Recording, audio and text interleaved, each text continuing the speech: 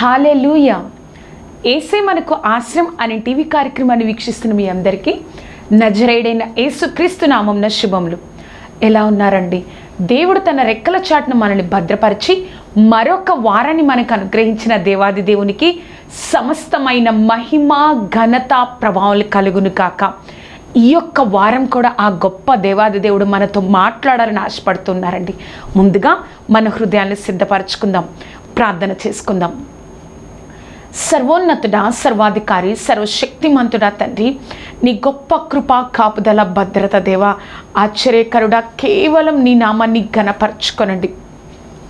ఎవరైతే నీ బిడ్డలైన వారి యొక్క కార్యక్రమాన్ని చూస్తూ ఉన్నారో సర్వశక్తిమంతుడా, నాతో మాతో మా అందరితో నువ్వే మాట్లాడండి దేవా. నీ నామాన్ని ఘనపరచుకోనండి. ప్రతి ఒక్కరం నీ సన్నిధిని అనుభవించాలయ్యా.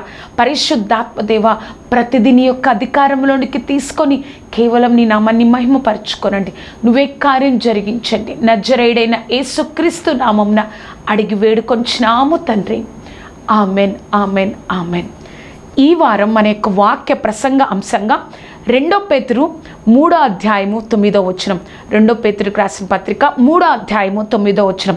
కొందరు ఆలస్యమని ఎంచుకొనున్నట్లు ప్రభు తన వాగ్దానమును గురించి ఆలస్యం చేయవాడు కాడు, కానీ ఎవ్వడనో నశింపవలనని ఇచ్చయింపక అందరూ మారు మనసు పొందవలనని కోరుచు మీ ఎడల దీర్ఘశాంతము కలిగి ఉన్నారు.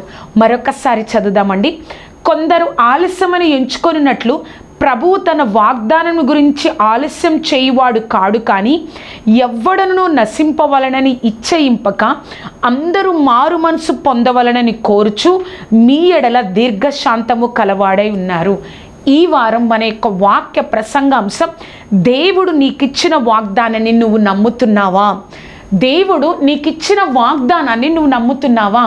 మన జీవితంలో దేవుడు గొప్ప వాగ్దానాలు ఇస్తారు కదా. ఆ వాగ్దానాలు ఎన్నో సంవత్సరాల నుంచి మన జీవితంలో ఈ వాగ్దానం నాకు ఇచ్చారు అని కొన్ని రోజులు నువ్వు చెప్పుకొని సంతోషించావు.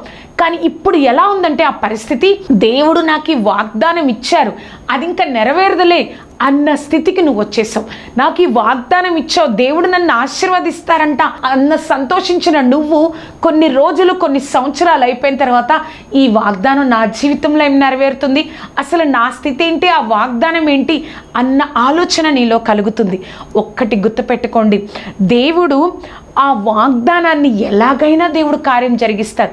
ఎందుకు నీకు అటువంటి ఆ స్థితి వచ్చింది అంటే, ఆ వాగ్దానానికి, నువ్వు బ్రతుకుతున్న బ్రతుకుకి, నువ్వు జీవిస్తున్న జీవితానికి, నువ్వు వెళ్తున్న పరిస్థితికి సంబంధమే లేకపోవడం వల్ల, ఆ వాగ్దానానికి నీ యొక్క జీవితానికి సంబంధం లేకపోవడం వల్ల అటువంటి ఆలోచనలతో నువ్వు నేను ఉన్నాం. కానీ దేవుడు చెప్తా ఉన్నారు, నువ్వు నీకిచ్చిన వాగ్దానం నేను ఎటువంటి స్థితిలోనైనా నెరవేర్చగలనని నువ్వు నమ్ముతున్నావా అని దేవుడు మనతో మాట్లాడుతూ ఉన్నారు కదా. మనము మన దేవుణ్ణి నమ్ముతాము, మనం ఎంతగానో దేవుణ్ణి నమ్ముతాం. కానీ మన జీవితంలో దేవుడి కార్యం చేస్తారంటే అప్పుడు అందరితో చెప్పి సంతోషిస్తాం, దేవుడు నాకు వాగ్దానం ఇచ్చారు, దేవుడు నాకు సహాయం చేస్తారని. కానీ కొన్ని పరిస్థితులు గుండా వెళ్తున్నప్పుడు, కొన్ని రోజులు గతించిపోయినప్పుడు, కొన్ని సంవత్సరాలు అయిపోయినప్పుడు మనం ఎలా అయిపోతామంటే, ఈ వాగ్దానం నెరవేరుతుందా, ఈ పరిస్థితి ఇలా ఉంది కదా, అసలు ఏ ఒక్క 1% కూడా వాగ్దానం నెరవేరడానికి అవకాశం లేదే అన్న ఆలోచనలో ఉన్న మనతో దేవుడు ఈరోజు మాట్లాడుతున్నారు. ఏమంటున్నారంటే, నీ వాగ్దానం నీ జీవితంలో నెరవేరుతుందని నువ్వు నమ్ముతున్నావా? నమ్మాలి. ఎందుకంటే ఆయన ఏ స్థితినైనా ఏ స్థితినైనా ఆ వాగ్దాన నెరవేర్పు కోసం వాడుకొనగలరు. ఏ స్థితినైనా ఆ వాగ్దానం నెరవేర్పు కోసం ఆశీర్వాదకరంగా చేయగలరు. కాబట్టి నువ్వు నేను ఏమని జ్ఞాపకం చేసుకోవాలో, ఏమని నమ్మిక ఉంచాలో తెలుసా? నా దేవుడు నాకు కొన్ని రోజుల క్రితం, కొన్ని సంవత్సరాల క్రితం ఆ వాగ్దానాన్ని ఇచ్చారు. తప్పకుండా ఆ వాగ్దానం నెరవేరబడుతుంది. దేవుడు నా జీవితంలో సహాయం చేస్తారు అని నువ్వు ఎప్పుడైతే దేవుడి యందు నమ్మిక ఉంచుతావో దేవుడు తప్పకుండా కార్యం జరిగిస్తారు. అసలు మన జీవితంలో వాగ్దానాలు ఏ విధంగా ఉంటాయి, ఏ విధంగా మన జీవితంలో వాగ్దానం నెరవేరబడుతుంది, దానికోసం మనం ఏమి చేయాలో 3 విషయాలలో మనం ఈరోజు నేర్చుకుందాం. మన యొక్క వాక్య ప్రసంగ అంశం, దేవుడు నీకు ఇచ్చిన వాగ్దానం నెరవేరుతుందని నువ్వు నమ్ముతున్నావా? మొట్టమొదటిగా, నీ వాగ్దానం ఎప్పుడు నీ స్థితికి మించి ఉంటుంది. అవును కదా, మనకిచ్చిన వాగ్దానాలు కూడా మన జీవితంలో మన స్థితికి మించి ఉంటాయి కదా. దేవుడు బైబిల్లో ఎంతోమంది భక్తులకు కూడా వారి స్థితికి మించిన వాగ్దానాన్ని ఇచ్చారండి. మనం ఎందుకు నమ్మలేకపోతున్నామో తెలుసా? మొట్టమొదటిగా మన జీవితంలో మన వాగ్దానం మన స్థితికి మించి ఉండడం వల్ల మనం ఆ వాగ్దానాన్ని నెరవేరుతుందా లేదా అని నమ్మలేకపోతున్నాం. దేవుడు ఈ లోకంలో నువ్వు ఒక్కడివే, ఆ యొక్క కాలంలో నువ్వు ఒక్కడివే నీతిమంతుడిగా కనబడుతున్నావు. నోవాహు, సమస్తాన్ని నేను నాశనం చేస్తాను, నువ్వు ఓడని కట్టాలి. ఆ యొక్క వాగ్దానం, నేను నీ కుటుంబాన్ని రక్షిస్తాను అని చెప్పినప్పుడు ఆయన స్థితికి మించిన వాగ్దానం. మోషే 40 సంవత్సరాలు మోషే ఇంక గొర్రెలతోనే మాట్లాడారండి, గొర్రెలతోనే ఉన్నాడు. అటువంటి మోషేని దేవుడు చెప్తున్నారు, నేను నిన్ను ఐగుప్తులో నా ప్రజలు తీసుకోవడానికి ఒక నాయకుడిగా వెనుకున్నాను. ఆయన స్థితికి మించిన వాగ్దానం. తరువాత అబ్రహాముని మనం చూస్తే, అబ్రహాము విగ్రహారాధనలో ఉన్నాడు. అబ్రహాము, నువ్వు బయటికి వస్తే నిన్ను ఆకాశ నక్షత్రాలంత విస్తారంగా నేను నిన్ను ఆశీర్వదిస్తా. ఆయన స్థితికి మించిన ఆశీర్వాదం. బైబిల్లో ఎంతోమంది భక్తుల జీవితాల్లో వారి స్థితికి మించిన ఆశీర్వాదం ఇవ్వడమే కాదు, కానీ ఆ ఆశీర్వాదం అనుభవించేటట్లుగా చేసిన దేవుడు నా జీవితంలో ఆ ఆశీర్వాదాన్ని మనకు అనుగ్రహించరా అండి? ఆ ఆశీర్వాదాన్ని మనకు అనుగ్రహించరా? దేవుడు మనతోనే మాట్లాడుతున్నారు. నువ్వు నీ స్థితికి మించిన ఆశీర్వాదాన్ని నాకు వచ్చాడు దేవుడు అనుకుంటున్నావు, కానీ ఆ వాగ్దానం నెరవేరుతుందా లేదా అని నువ్వు ఆలోచిస్తూ ఉన్నావు కదా. ఆ వాగ్దానం నెరవేరుతుందా లేదా అని అపనమ్మకంతో ఉన్నావు కదా. దేవుడు మనతో చెప్తా ఉన్నారు, నీ స్థితికి మించిన వాగ్దానం ఎలాగితే నీకన్నా ముందు ఉన్న వారికి ఇచ్చానో, నా బిడ్డలకు వారి జీవితంలో నేను ఎలా అయితే నెరవేర్చానో, ఇప్పుడు కూడా నా జీవితంలో కూడా దేవుడు నెరవేరుస్తాను అని మనతో మాట్లాడుతూ ఉన్నారు. ఆ ఫస్ట్ పాయింట్లో ABCD చూద్దామండి. ఏ చూసినట్లయితే, కొన్నిటిని విడిచిపెట్టకపోతే వాగ్దానాన్ని పొందుకోలేవు. చాలా కష్టం అనిపిస్తుంది కదా. అసలు క్రైస్తవుల్లో ఉన్న బాధ, కష్టం ఇదేనండి. ఒక క్రైస్తవులుగా ఉండాలి అంటే కొన్నిటిని మనం ఈ లోకానుసారంగా విడిచిపెట్టేయాలి, పరిశుద్ధంగా ఉండాలి, ఇలా ఉండకూడదు, అది చూడకూడదు, ఇలా చూడకూడదు, ఈ విధంగా ఉండాలి, క్షమాపణ కలిగి ఉండాలి, ఇలాగా ఉంటాయి. కాబట్టి నేను కొన్నిటిని విడిచిపెట్టకపోతే ఆయన చిత్తంలో ఉన్న ఆశీర్వాదాన్ని పొందుకోలేం. అబ్రహాముకి దేవుడు చెప్పారు, ఆదికాండం 12వ అధ్యాయం 1వ వచనంలో, అబ్రహాము, నీ దేశాన్ని, నీ బంధువులని, నీ తండ్రి ఇంటిని వదిలి రావాలి, అప్పుడు నీ సంతానాన్ని నేను ఆశీర్వదిస్తాను, నిన్ను గొప్పగా చేస్తాను, నీ ద్వారా ఈ సమస్త దేశాలు, సమస్తమైన ప్రపంచం అంతా ఆశీర్వదింపబడుతుంది అన్నాడు. అప్పటి వరకు అబ్రహాము విగ్రహారాధనలో ఉన్నారు. అప్పటి వరకు తన ఆచారాలు, తన బంధువులు అవన్నీ వదిలేసి రావాలి అని చెప్పారు. కానీ లోతును వెంట పెట్టుకున్నారు. లోతు కూడా, వారిద్దరూ దూరం అయిపోయిన తర్వాత దేవుడు అబ్రహాముని ఆశీర్వదించారు. ఏ విధంగా ఆశీర్వదించారు? తన ఇంట్లో పనివారే 318 మంది. అంత గొప్పగా దేవుడు అబ్రహాముని ఆశీర్వదించారు.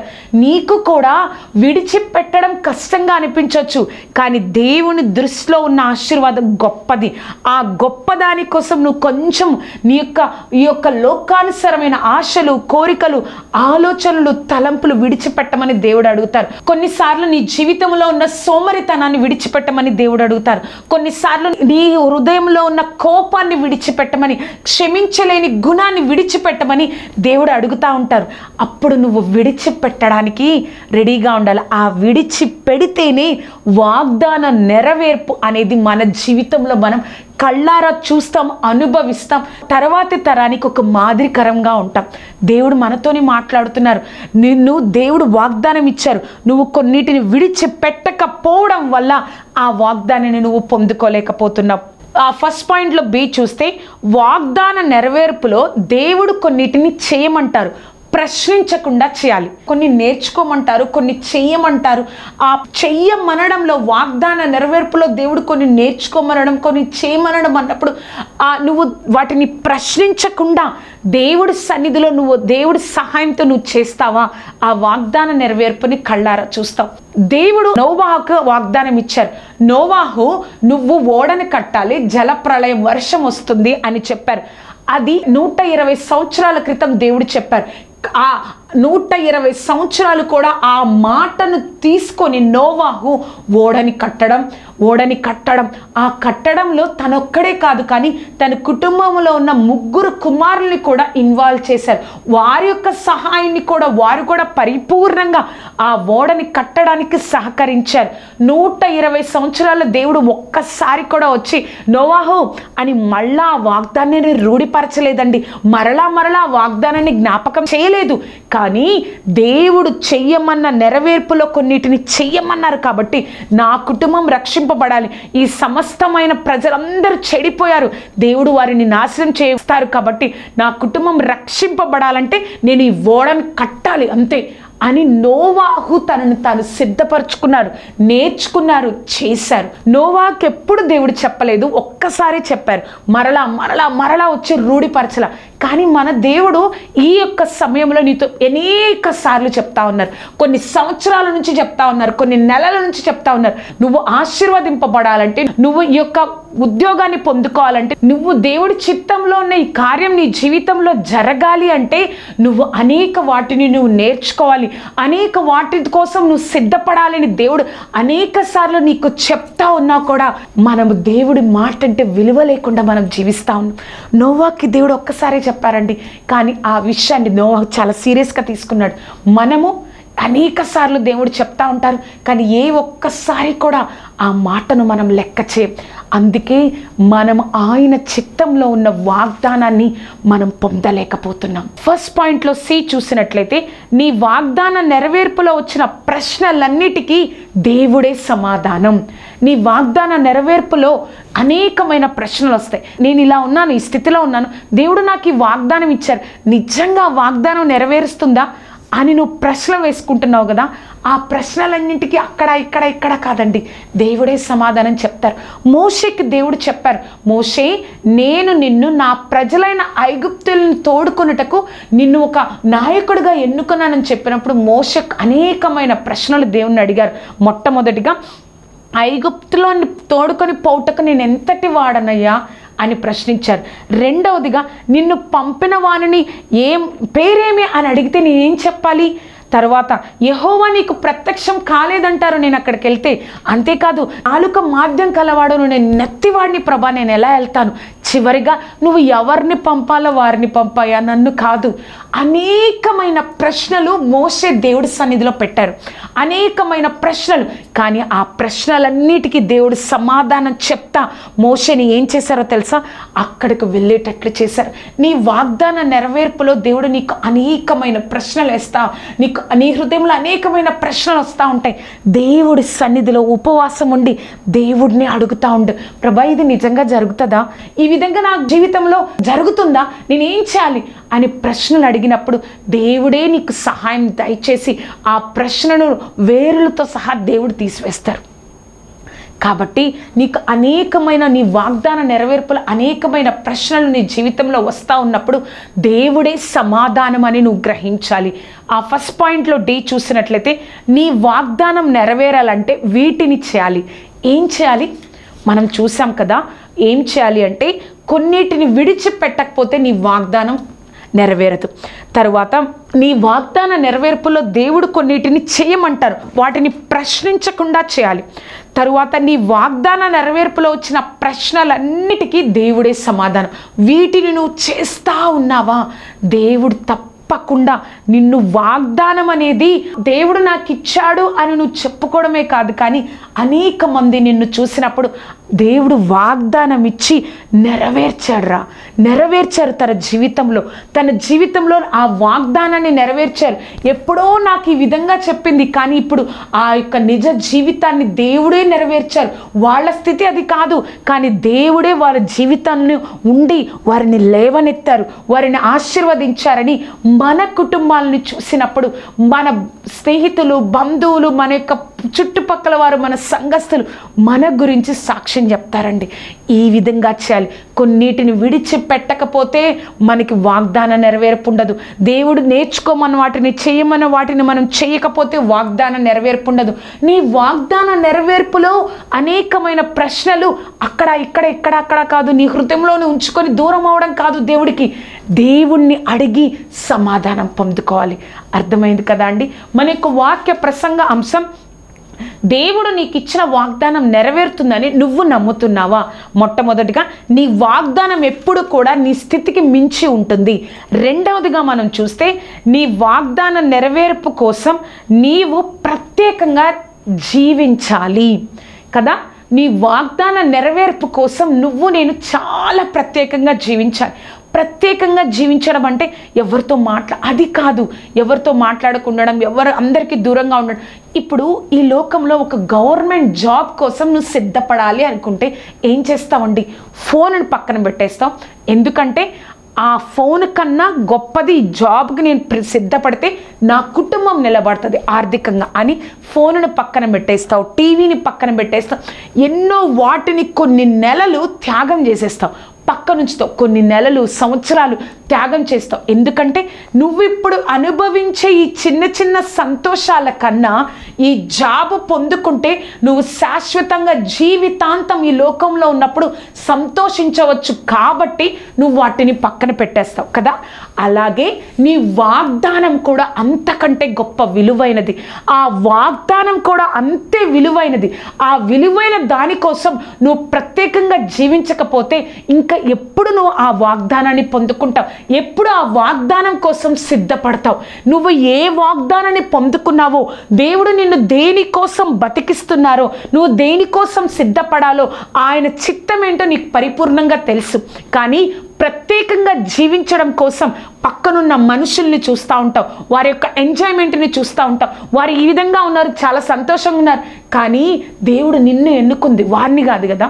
నీ యొక్క చిత్తం నీకు తెలుసు, వారికి కాదు కదా. నువ్వు ప్రత్యేకంగా జీవించి ఆయన యొక్క వాగ్దానం పొందుకొని ఈ లోకంలో ఆయన చిత్తాన్ని నెరవేర్చి ఒకప్పుడు కన్ను మూసినప్పుడు దేవుడు మనల్ని చూసినప్పుడు, బలా నమ్మకమైన దాసుడా, నా చిత్తాన్ని నువ్వు నెరవేర్చావని మనల్ని చూసి దేవుడు సంతోషించాలండి. ఆ వాగ్దాన నెరవేర్పులో నువ్వు ప్రత్యేకంగా జీవించకపోతే ఆ వాగ్దానాన్ని నేను పొందుకోలేం. ఆ సెకండ్ పాయింట్లో చూస్తే, వాగ్దాన నెరవేర్పులో దేవుడు వద్దు అని చెప్పిన వాటిని చెయ్యకూడదు. వాగ్దాన నెరవేర్పులో దేవుడు ఇది వద్దు, ఇది కాదు అని చెప్పారే అనుకోండి, దానిని మన హృదయంలో కూడా రానికూడదు. కానీ మనం ఏం చేస్తామో తెలుసా? దాని గురించే ఆలోచిస్తాం, దాన్నే చేయాలనిపిస్తుంది, హృదయంలో నుంచి తీసివేయాలి, కానీ దానినే చేయకూడదు. మనోహ అతని భార్యకు దేవుడు, సంసోను మీకు అనుగ్రహిస్తాను, అతడు ఇశ్రాయేలీయులు ఫిలిస్తీన్ల చేతిలో నుంచి మిమ్మల్ని రక్షిస్తాడు, న్యాయాధిపతిగా ఉంటాడని మనోహ యొక్క భార్య గర్భంలో ఉన్నప్పుడే సంసోను గురించి దేవుడు చెప్పారు. నాజీరు చేయబడతారు. నాజీరు చేయబడడం అంటే ఏంటండి? వారు ప్రత్యేకంగా దేవుడి కోసం జీవించాలి, మద్యపానం సేవించకూడదు. అంతేకాదు, ఏదైనా మృతమైన వారిని, మరణించిన వారిని ముట్టుకోకూడదు, మరణించిన కళేబరాలను ముట్టుకోకూడదు, ఎప్పుడు కూడా జుట్టు కత్తిరించుకోకూడదు. ఇవి వాళ్ళు నాజీరు చేయబడిన వారు. కానీ సంసోను ఏం చేస్తారు? ఫిలిస్తీన్ల సిరియాలో ఒక అమ్మాయిని చూశానని వాళ్ళ తల్లిదండ్రులను తీసుకెళ్లేటప్పుడు అక్కడ సింహాన్ని చూసి దాన్ని చంపేస్తారు. కొన్ని రోజులు అయిన తరువాత ఆ యొక్క సింహపు శవం మీద తేనెటీగలు తేనె పెట్టినప్పుడు ఆ తేనెలో కొంచెం తింటాడు. అపవిత్రమైన దానిని చూడకూడదు, దేవుడు వద్దు అని చెప్పిన దానిని మనం చేయకూడదండి. ఆ యొక్క వాగ్దాన నెరవేర్పులో ఉన్నాడు, వాగ్దానంతో పుట్టాడు. ఒక దేవుడి గొప్ప చిత్తం ఉంది. తన జీవితం తనది కాదు, తన దేవుడి ప్రజలైన ఇశ్రాయేల్ ప్రజల కోసం దేవుడు అభిషేకించుకున్నాడు, నాజీరు చేయబడ్డారు. కాబట్టి ఆ విధంగా జీవించాలి. కానీ అలాగా ఆ యొక్క నాజీరు చేయబడిన వ్యక్తి ఆ కబేళారాన్ని తను తినడమే కాదు, ఆ తేనెను తన తల్లిదండ్రులకి ఇచ్చి ఇది ఎక్కడి నుంచి వచ్చిందో తెలియదు, అసలు వారికి ఆ విషయాన్ని కూడా చెప్పలేదు కదా. మనం కూడా అనేక సార్లు దేవుడు వద్దు కాదు అని చెప్తున్నా కూడా అదే విషయాన్ని మనం చేయాలి. ఆ అమ్మాయే కావాలి, ఆ అబ్బాయే కావాలి.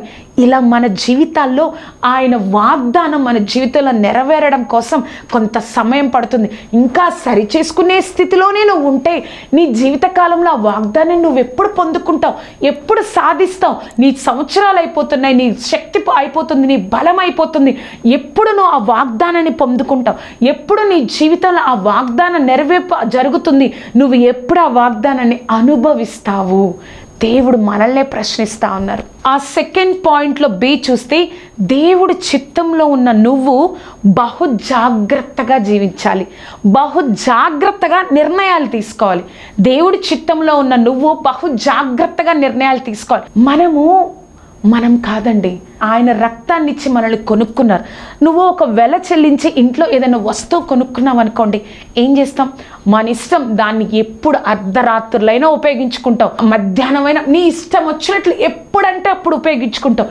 ఆయన కూడా దేవుడు నిన్ను ఆయన రక్తం ఇచ్చి కొనుక్కున్నారు, రక్షించుకున్నారు, ఏర్పరచుకున్నారు.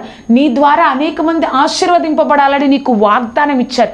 నీ సొంత నిర్ణయాలు తీసుకోకూడదు. సంసోను తన సొంత నిర్ణయంతో ఆ ఫిలిస్తీన్లో ఉన్న ఒక స్త్రీని ప్రేమించి నాకు ఆమె కావాలన్నప్పుడు వాళ్ళ తల్లిదండ్రులు చెప్తారు, ఇక్కడ మన దేశంలో స్త్రీలు లేరని అక్కడికి వెళ్ళారంటే తనను ఇచ్చి వివాహం చేయండి అని చెప్తారు కదా.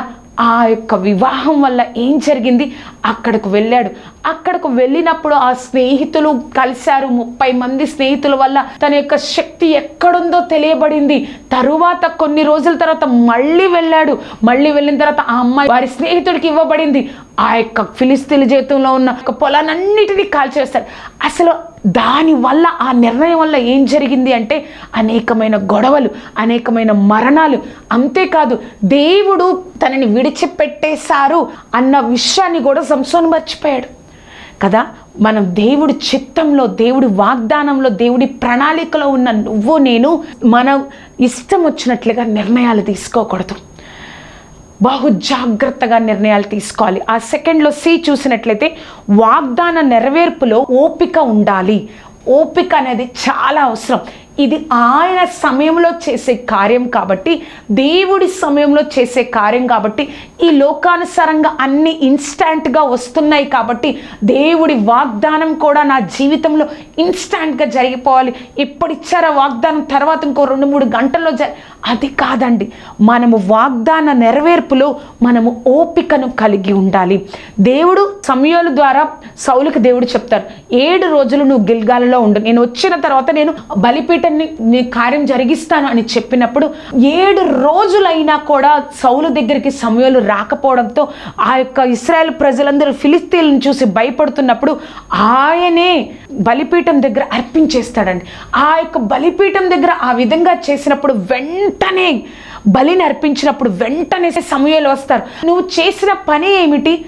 ఒక యాజకుడు చేయాల్సిన పనిని ఒక రాజుగా ఉన్న నువ్వు చేసావు అని చెప్పినప్పుడు సమూయేలు చెప్తారు, దేవుడు అనుకున్నాడు నీ రాజ్యం స్థిరంగా ఉంటుంది, ఎప్పుడు స్థిరంగా ఉంటుందని, కానీ నువ్వు చేసిన పని వల్ల నీ రాజ్యం స్థిరంగా ఉండదు, దేవుడు నీ నుంచి తీసి నీ దాసునికి ఇచ్చేస్తాడని చెప్తారు కదా.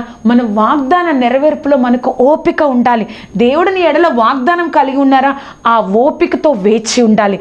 సెకండ్ పాయింట్లో డి చూస్తే, వాగ్దాన నెరవేర్పులో మాట వినుట బహుశ్రేష్టం కదా. మనం అనేక సార్లు ఎంతోమంది లోకానుసారంగా అధికారులను, గొప్ప గొప్ప వ్యక్తుల మాటను చాలా వింటూ ఉంటాం. కానీ దేవుడు చెప్తున్నారు, ఆయన మాట వినుట బహుశ్రేష్టము. అమాలేకులను సమస్తాన్ని నువ్వు నాశనం చేయాలి సౌలు అని చెప్పినప్పుడు, సౌలు కొంచెం మంచిగా ఉన్న వాటిని తీసుకున్నప్పుడు, అప్పుడు సమూయేలు సౌలు దగ్గరకు వచ్చి ఈ విధంగా అంటారు. ఏమంటారంటే, బలులు అర్పించడం కంటే మాట వినడం శ్రేష్టం కదా సౌలు. నీ యొక్క రాజ్యము నిలవదు, నీ యొక్క రాజ్యం శాశ్వతంగా ఉండాలని దేవుడు కోరుకున్నాడు, కానీ నీ రాజ్యం నిలవదు సౌలు అని సమూయేలు ద్వారా దేవుడు చెప్తా ఉంటారు కదా. మనము కూడా వాగ్దాన నెరవేర్పులో ఆయన మాట వినడం బహుశ్రేష్టమైనది. ఆ మాటను నువ్వు వింటావా, దేవుడు తప్పకుండా కార్యం చేస్తారు. చివరిగా చూసినట్లయితే, దేవుడిచ్చిన వాగ్దానాన్ని నెరవేర్చగల సమర్థుడని నువ్వు నేను నమ్మాలి. ఈ విషయాన్ని నువ్వు మర్చిపోకూడదని. ఎంత గొప్ప వాగ్దానమైనా, నీ స్థితికి మించిన వాగ్దానమైనా, ఆ నెరవేర్చడానికి ఒక 1% కూడా నీ జీవితంలో ఏ ఒక్క అవకాశం లేకపోయినా దేవుడు తప్పకుండా ఆ వాగ్దానాన్ని నెరవేర్చగలరు. ఎబ్రిల్కి రాసిన పత్రిక 11వ అధ్యాయము 11వ వచనం మనం చూస్తే, విశ్వాసమును బట్టి సారాయి వాగ్దానం చేసిన వాడు నమ్మదగిన వాడని ఎంచుకొనెను గనుక తాను వయసు గతించినదైనను గర్భము ధరించుటకు శక్తి పొందెను. ఎందుకు శక్తి పొందింది సారా? ఎందుకంటే వాగ్దానం చేసిన దేవుడు నమ్మదగిన వాడు కాబట్టి ఆ నమ్మకమే ఆమె శరీరంలో శక్తి పొందుకోవడానికి దేవుడు సహాయం చేశారు. నువ్వు నేను కూడా నా జీవితంలో దేవుడు తప్పకుండా వాగ్దానాన్ని నెరవేరుస్తారు, తప్పకుండా వాగ్దానాన్ని దేవుడు కార్యం జరిగిస్తారని నువ్వు ఎప్పుడైతే నమ్ముతావో, దేవుడు ఆ కెపాసిటీ నీ జీవితంలో లేకపోయినా, ఆ కేపబిలిటీ నీలో లేకపోయినా దేవుడు సహాయం చేసి తప్పకుండా ఆ వాగ్దానంగానే ఉండదు, కానీ అది అనుభవించేటట్లు నా దేవుడు చేయగల సమర్థుడండి. చూశారు కదా. ప్రార్థన చేసుకుందాం. సర్వోన్నతుడా, సర్వాధికారి, సర్వశక్తిమంతుడా తండ్రి, నాతో మాతో మా అందరితో మాట్లాడిన దేవా నీకు కోట్లాది కృతజ్ఞతలు. యేసయ్యా, ఆశ్చర్యకరుడ వాగ్దానం నెరవేరుతుందా అని అపనమ్మకంతో ఉన్నామేమోనయ్యా. సర్వాధికారి మాతో మాట్లాడవు తండ్రి. ఎప్పుడు కూడా తండ్రి ఆశ్చర్యకరుడా, నువ్వు వాగ్దానం నెరవేర్చగల సమర్థులని నేను నమ్మాలయ్యా. పరిశుద్ధాత్మదేవ, నీ కృపతో నింపండి దేవా, నీ గొప్ప కార్యాన్ని జరిగించుకొనండి దేవా. నీకు కోట్లాది కృతజ్ఞతలు. సర్వశక్తిమంతుడా, నీ గొప్ప శక్తితో మమ్మల్ని నింపండి.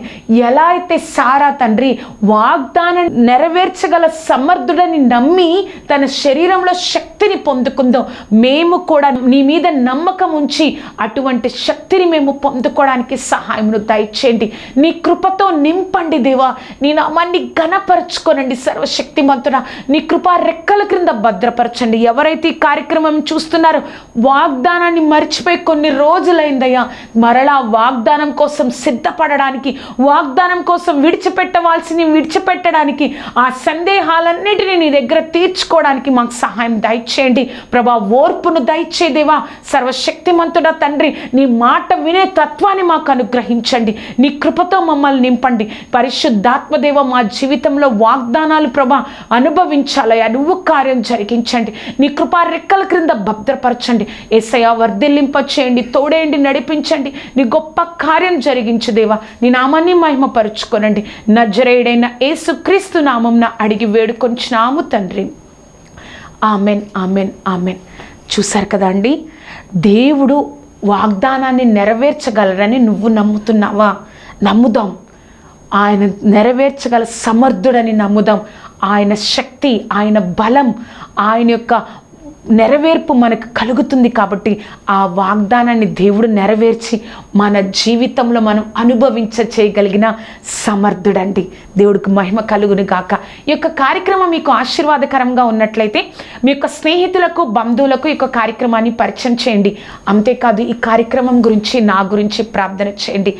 ఆ వాగ్దానాన్ని నువ్వు పొందుకున్న ఆ నీ స్థితికి మించిన వాగ్దానాన్ని నెరవేర్చి నీ జీవితంలో అనుభవింపజేసే ఆత్మీయ స్థితిని దేవుడు మనకు అనుగ్రహించును గాక. దేవుడు మిమ్మల్ని దీవించును గాక. Amen, amen, amen.